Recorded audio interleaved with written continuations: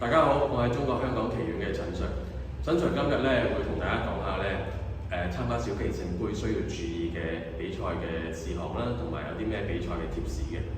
咁大家都知道咧，小棋聖杯咧係一個好大型嘅比賽啦，所以咧佢嘅時長咧都係好長嘅，由朝早9點半啦，去到晏晝5點嘅。所以咧第一個要注意嘅嘢咧就係大家一定要有充足嘅睡眠。因為如果你有充足嘅睡眠，之前嗰日咧瞓夠佢嘅話咧，你先可以有足夠嘅體力啦，同埋精神咧去應付7鋪棋局嘅，係啦，先可以捉好呢7鋪棋嘅。咁所以咧睡眠係好緊要嘅。咁第二樣咧就係咧，因為大家都知道嗰一日咧其實都係清明節嚟嘅。咁如果我哋比賽咧撞正呢啲假期啊或者節日咧，通常咧交通方面咧都係要注意嘅，所以咧賽員一定要提前咧檢查下嗰啲交通嘅情況，因為咧有時例如你搭地鐵轉巴士，或者可能你直接揸車過嚟嘅話咧，都會有時會遇到一啲擠塞嘅情況啦，或者可能有其他突發嘅情況嘅，所以一定要提前咧檢查下交通嘅情況，睇下有啲咩路線係最快到達賽場嘅。咁第三樣就係關於集合嘅時間啦。咁賽員咧，特別係第一次參加比賽嘅同學咧，要特別注意啦。我哋一定要咧提前到達賽場。點解咧？因為第一可以調整下我哋比賽嘅嗰陣時嘅心態啊。因為好多時第一次參加比賽嘅同學咧，好多時都會好緊張啦。咁所以咧，你哋我建議咧，你哋到時咧早啲到達賽場，可以可能如果覺得好緊張嘅話，用電話捉下一鋪棋，或者做下啲題目，或者有時都可以帶一啲練習簿做下題目嘅，可以預先咧熱下身，到時比賽嗰陣咧就冇咁緊張，同埋都方便咧我哋可以幫你哋點名，到時安排上面咧就比較咧容易啲安排啦。咁最後一樣咧就係關於咧你哋比賽嗰陣時咧要注意嘅嘢，就係咧你哋要帶水樽同埋帶外套。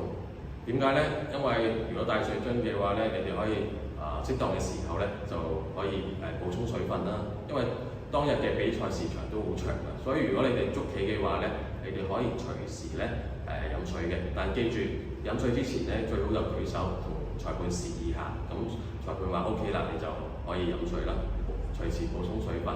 同埋咧陳 Sir 都建議你哋帶一件外套，因為咧個展覽廳嗰度咧空調咧都比較凍啲，咁所以咧有時咧，如果你哋真係覺得哇好凍啊，捉下棋，或者有時會突然之間好緊張啊，去到好激烈嘅局面咧，你都會咧可能會個人咧突然之間好寒嘅，咁所以一定要咧帶件外套適當嘅時候咧着下，等個人咧calm down或者冇咁緊張。咁接住落嚟咧，我就講下一啲關於比賽時候嘅 tips 啦。咁大家都知道啦，如果我哋比賽嘅時候咧，就一定要安靜嘅，同埋咧千祈咧唔好周圍走，係啦，一定要坐定定，要尊重對手，係啦，尊重自己，直至鋪棋完結之後咧，我哋都要坐定喺個位置上面嘅，係啦，一定要保持安靜成場比賽。咁第二咧就係比賽嘅時候咧，就算你可能覺得悶，見到隔離鋪棋咧，咦佢應該咁樣行喎，但你千祈唔好出聲，因為我哋比賽嘅時候咧，頭先阿 Sir 講過咧，係要保持安靜，唔可以俾任何提示俾你對手啦，或者俾附近捉緊棋嘅同學嘅。如果唔係咧，我哋咧就會判你犯規㗎啦。OK， 因為呢啲係公平性嘅問題。而且有啲同學可能會帶備一啲smartphone 啦，或者即係手機啦，或者可能帶備一啲電子錶嘅。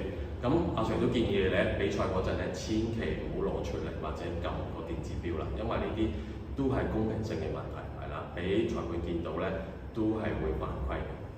咁仲有一樣就係、如果你比賽嘅時候咧，咁我哋因為會調整個時間，我哋會擺一個棋鐘喺度嘅。咁可能有啲同學仔咧第一次用棋鐘嘅話咧，要特別注意一樣嘢就係、用同一隻手行棋，同埋用同一隻手撳鐘。好似阿成咁，如果我用左手行呢隻士兵，行完之後咧用翻左手去撳鐘，係啦。如果我用右手行嘅話咧，就用右手去撳翻。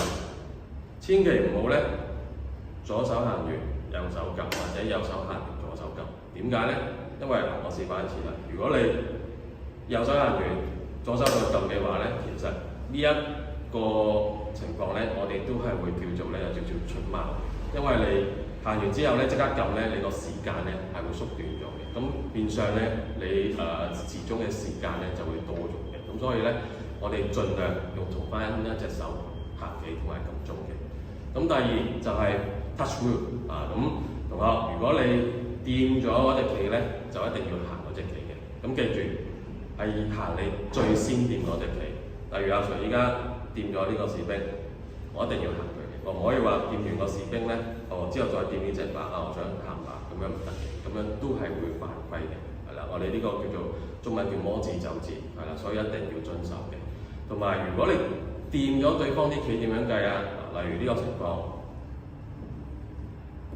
如果白棋依家嗰個同學咧，佢用呢個士兵咧掂咗對方個士兵，或者佢冇掂自己啲棋，佢直接用自己隻手掂咗對方個士兵，咁我哋都係計咧，你會要食呢個士兵嘅，係啦。如果有棋食咧，就一定要食㗎啦。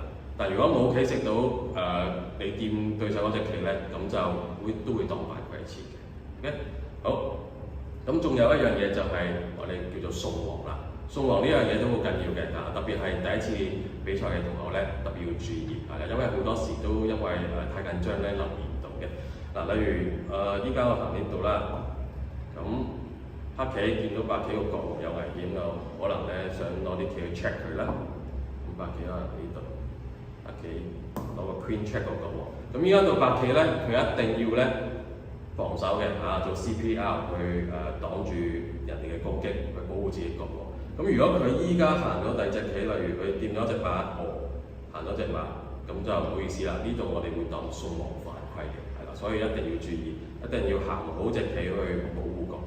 OK， 咁仲有啦，最後就係、如果你鋪棋完成咗之後咧，記住輸嗰邊嘅同學，或者你鋪棋如果和棋嘅話咧，就要喺一張紙度你簽名嘅。即係話咧，輸嗰邊嘅同學啦，或者和棋雙方咧，要簽字確認嘅，確認呢場棋局咧最後個勝負嘅。咁仲有一樣咧，最後就係、如果你哋有任何嘅疑問，係啦，無論係關於捉棋啦，或者可能對方同學嗰啲禮儀上嘅嘢咧，就唔好同對方有啲拗撬啦，要即刻舉手揾裁判，因為咧裁判會安排嘅，同埋裁判會判決最好嘅結果嘅。OK， 好，咁今日陳翔嘅分享去到呢度啦。到時小棋聖杯見啦。